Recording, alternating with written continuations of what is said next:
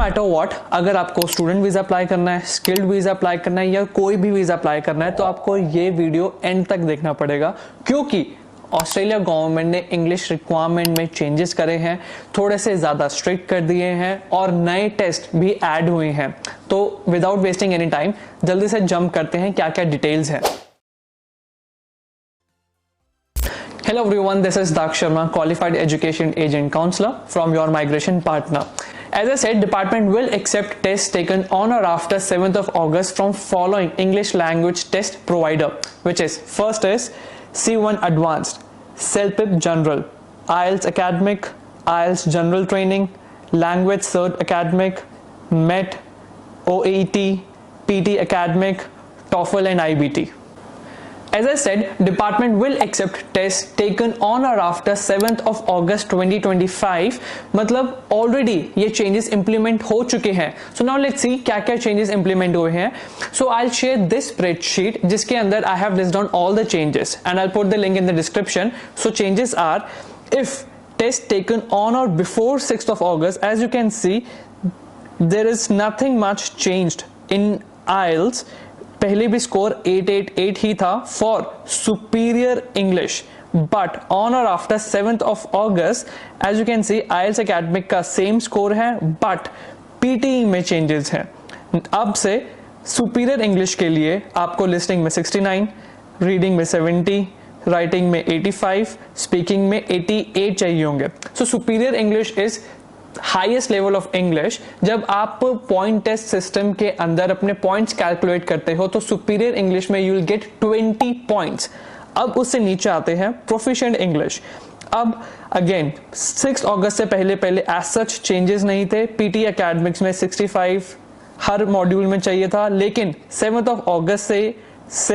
of August के बाद से पीटी एकेडमिक्स के अंदर लिसनिंग में 58, रीडिंग में 59, राइटिंग में 69, स्पीकिंग में 76 चाहिए. Again when you apply for 189 visa या पॉइंट टेस्ट सिस्टम के अंदर प्रोफिशिएंट इंग्लिश के लिए आपको 10 पॉइंट्स मिलते हैं. अब उस और नीचे आते हैं कॉम्पिटेंट इंग्लिश. अब कॉम्पिटेंट इंग्लिश के अंदर पहले आइल्स के अंदर 6 ईच चाहिए था, अभी भी आइल्स के अंदर 6 ईच चाहिए.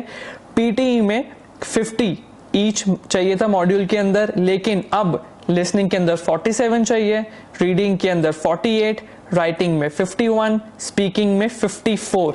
बट मैं आपको बता दूं, कॉम्पिटेंट इंग्लिश स्कोर के लिए आपको कुछ एडिशनल पॉइंट्स नहीं मिलते. मींस अगर आपका कॉम्पिटेंट इंग्लिश है तो आपको 0 पॉइंट्स ही मिलेंगे. If you want to have higher points तब आपको प्रोफिशिएंट या फिर सुपीरियर इंग्लिश तक स्कोर्स चाहिए होंगे. अब देखते हैं सब क्लास 485 के लिए टेम्परेरी ग्रेजुएट वीजा जो भी अप्लाई करेगा 7th अगस्त के बाद से, उनके लिए आइल्स में 6.5 ओवरऑल चाहिए, लिसनिंग में 5.5, हर मॉड्यूल के अंदर अब उनको 5.5 चाहिए. सिमिलरली पीटीई के अंदर उनको ओवरऑल 55 चाहिए, लिसनिंग के अंदर एटलीस्ट 40, रीडिंग के अंदर 42, राइटिंग में 41 एंड स्पीकिंग के अंदर 39 चाहिए होगा एटलीस्ट. कूल. ये स्प्रेडशीट का लिंक मैं डिस्क्रिप्शन में डाल दूंगा so that you can access. लेकिन अगर आपने ऑलरेडी टेस्ट दे दिया है 7th अगस्त से पहले सो डरने की बात नहीं है, क्योंकि आपका टेस्ट वैलिड रहेगा. लेकिन अगर आपका टेस्ट एक्सपायर होने वाला है तो आपका न्यू टेस्ट ये न्यू चेंजेस के अकॉर्डिंग ही मार्क होगा. इट माइट बी कंफ्यूजिंग, सो इसलिए हम कुछ एग्जांपल्स देखते हैं, उससे और क्लैरिटी आ जाएगी. Example number 1, as I said, point skill test के लिए अगर किसी एप्लीकेंट का लिसनिंग में 9.0 आए हैं, रीडिंग में 7.5, राइटिंग में 7.0, स्पीकिंग में 8.0, अगर उनकी आइल्स रिपोर्ट ओवरऑल 8 स्कोर कर रही है, लेकिन फिर भी वो इस केस के अंदर सुपीरियर इंग्लिश नहीं मार्क कर सकते, क्योंकि एज आई सेड कि आपको एटलीस्ट हर मॉड्यूल में 8.0 लाने ही लाने हैं. सो इस एग्जाम्पल के अंदर अब जैसे राइटिंग के अंदर, रीडिंग के अंदर 7.0, 7.5 आए हैं, तो इसलिए आपका स्कोर प्रोफिशिएंट इंग्लिश के हिसाब से ही मार्क होगा.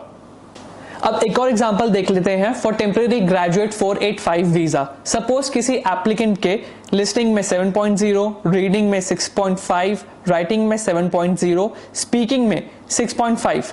अब again, score achieved meet 6.5 and above in each test component which falls within the competent English. अब इस केस के अंदर भी minimum score is 6.5 जो कि कॉम्पिटेंट इंग्लिश के अंदर फॉल करता है।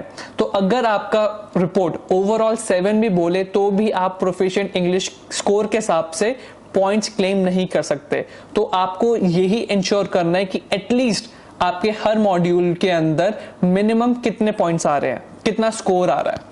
I guess it all makes sense.